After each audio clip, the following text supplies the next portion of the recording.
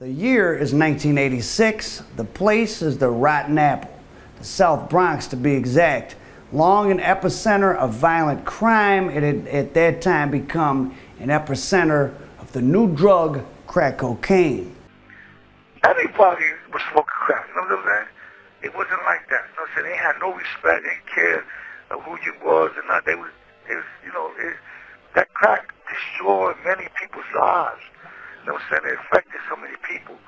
And due to all the money coming in, the NYPD is as dirty as it's ever been. And that's saying something. Dowd talked about how he made as much as $8,000 a week by protecting and sometimes shaking down drug dealers. How he often showed up to work at the 75th Precinct in Brooklyn in a drunken stupor. And how he snorted cocaine while in his patrol car. It all began on a dark November night, the 19th, when a team of police officers assembled outside a Bronx tenement. They believed Larry Davis was harbored in the apartment of another sister, and they wanted him for questioning in the slang of 4 reputed drug dealers in late October. Larry Davis was 20 years old and wanted for questioning in the robbery and murder of 4 dope dealers. But Larry Davis, who was cornered in a relative's apartment in the Bronx, had no intention of going in quietly. He wasn't afraid. He just started shooting. I stick my head out and I could see the cops there, and they began firing, trying to hit me in the head. And they had machine guns too. They were spraying the whole wall, looked like Swiss cheese from the holes. They were just shooting, just shoot randomly. I just kept firing to keep him away from me, and I imagine that's what everybody else was, just to keep him back. He was a lot of gunfire. So then I grabbed the bedroll off the back of my sister's closet, which is right there in the hallway. And I said, I'm gonna use this as a decoy to make them think I'm running out there.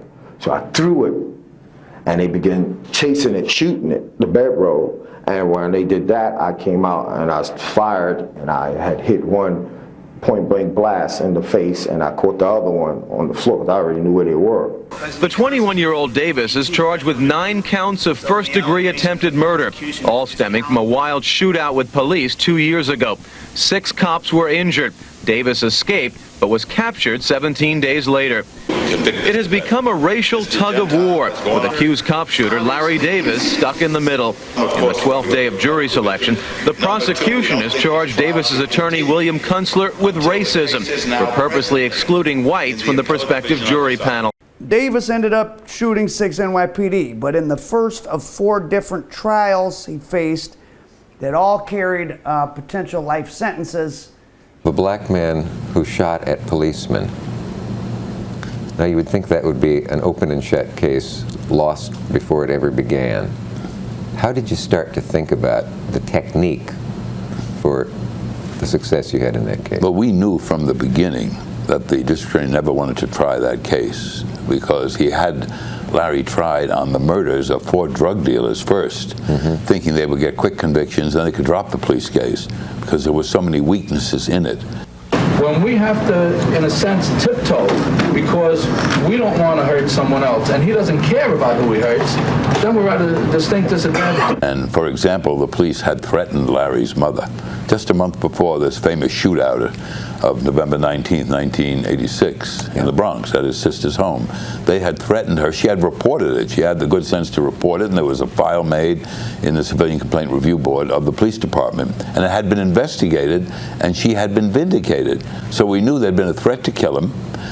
We knew from many of the facts that there were conflicts in the police officer's story as to what happened. We wondered why 24 white officers were sent to get him when all they wanted to do was question him.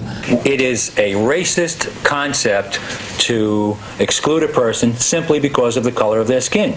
That is racist and must be condemned. So far, 6 jurors have been sworn in, and 5 of those are black.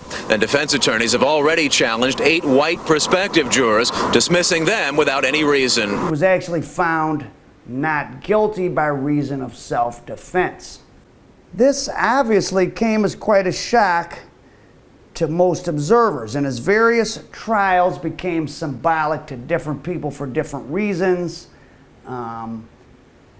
For some, I guess, white New Yorkers and other outsiders, It symbolized kind of like a Charles Bronson death wish vision of America's urban center. A guy like Larry Davis, a young black male, could literally shoot police, be caught, go on trial, and get acquitted, which is exactly what happened.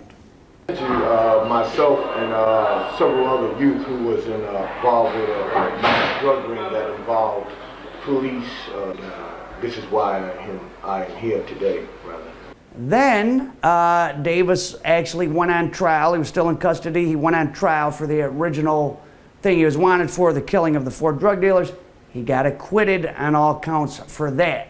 So at this point, the only thing Larry Davis, the only criminal charge he's convicted of are weapons charges for what went on with the police, and he takes a plea to, I think, about a 5 to 15. And at some point in this period, he gets assaulted on Rikers Island, or if you believe the police, he assaults the police.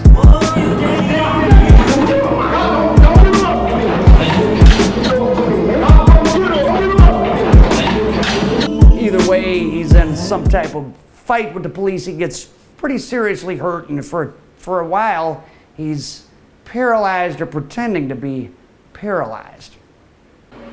And so I see that you're in a wheelchair. How did you get in that wheelchair?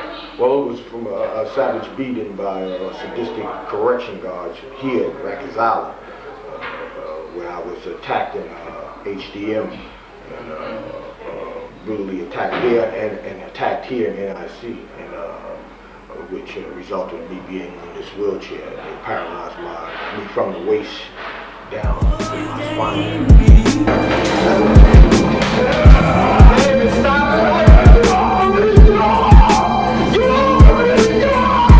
The original reason the police were after Davis was supposedly to question him about the killing of 4 drug dealers in the Bronx and northern Manhattan. And the defense Davis successfully used in his original trial was that he'd been selling drugs for a group of NYPD detectives who would give him the dope they stole from other dealers for him to sell. I was using drugs heavily. On the job? Yes. The uniform? Yes. While you were on duty, you're saying? Yes. What kind of drugs are you talking about? Cocaine and alcohol. Were you trying to conceal your use of drugs and alcohol on the job? In the beginning, I did. What about later on? Well, I used to do it off the dashboard. And when he wanted out, they came to assassinate him. The jury believed him enough to acquit him. Dowd talked about how he made as much as $8,000 a week by protecting and sometimes shaking down drug dealers, how he often showed up to work at the 75th Precinct in Brooklyn in a drunken stupor, and how he snorted cocaine while in his patrol car. So he beat the 4 murders he was originally to be questioned for, and he's paralyzed, he's in custody, he's serving his 5 to 15, and then he goes on trial for a 5th murder. He beats that. And then he goes on trial in, I think, 91 for finally a 6th murder that happened back in that happened back in 87 maybe, or late 86. Or no, it must have been in 86 because he was in custody all that time.